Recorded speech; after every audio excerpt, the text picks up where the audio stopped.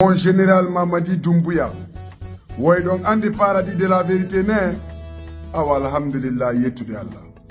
Mon général Mamadi Doumbouya, c'est paradis de la vérité et rien que la vérité.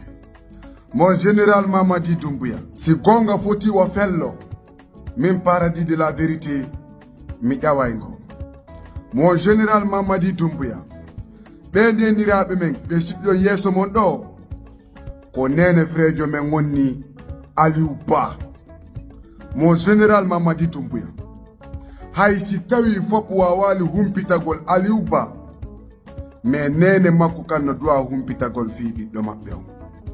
Mon général Mamadi Doumbouya, hay si tawi on jaɓiti téléphone frère jo men on Aliou Ba fi to yewtude hay goto, mais ɗo duwa mo jonnude kan accès fi kanko e yumma makko yoɓe waw yewtude.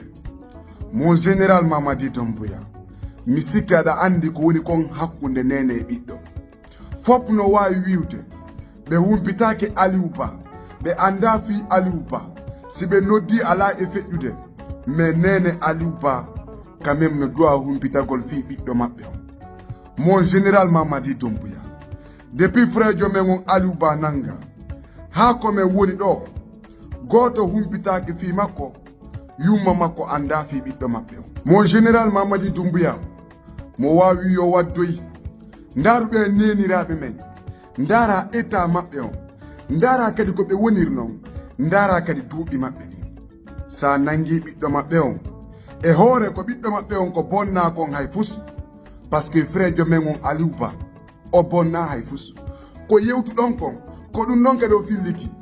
Mon général Mamadi Doumbouya, mo wawi yo waddoyi. Mon général Mamadi Doumbouya, aɗa duwa jonnude no frère jo men on Aliou Ba accès kanko e yumma makko en ɓe yewta, yumma makko en anda état makko ko honno woniri, ko honto woni, ko honto naɓirɗon, mais yumma makko anda fi makko. ɓe ngure nden kam fi ɓen ɗon haaletake. Mon général Mamadi Doumbouya, andu lagine ko fi fof. Mon général Mamadi Doumbouya, ande ko jooɗi ɗon ɗon hande hankin ko hoɓɓe go jooɗinoɗon.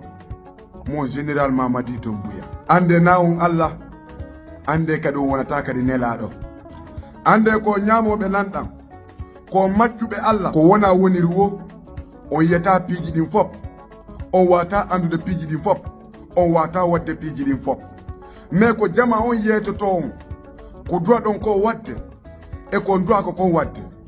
Mon général Mamadi Doumbouya, mais si tawi on jama ɗo wata on yewtude, on jama ɗon wata on faljintinde, on jama ɗo wawata on hollude goɗɗum, onon ko wiɗon kon tun, ko fala ɗon kon tun.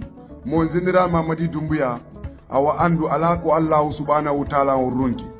Hande ko jooɗi ɗon ɗon hankin ko hoɓɓe go wonnoɗo, nene ko honno min mi mari komi yeeto e ɓeygure frère jo men on Aliou Ba, fanke toroɗon Allahu subhanahu wa ta'ala, ton treso hay fus, ton mapo hay fus, ton anu hay fus.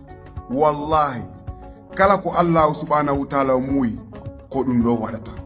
ɓiɗɗo mon on hande jama on fop no woni fier fi makko, min paradis de la vérité miɗa woni fier fi frère jo men on Aliou Ba, parce que ko jeune jo marɗo hakke, falanaɗo jineɓe ɓen fop ko moƴƴi, yiɗanɗo kadi jineɓe ɓen fop wa ila zelo dale jallo. Donc ɓiɗɗo mon on Aliou Ba, ko jineyenjo wo ene, ko jineyenjo wo général Mamadi Doumbouya, ko jineyenjo wo hedditiɓɓen fop, goto ɓuramo o ɓura hay goto, en fop meɗeɗen fota.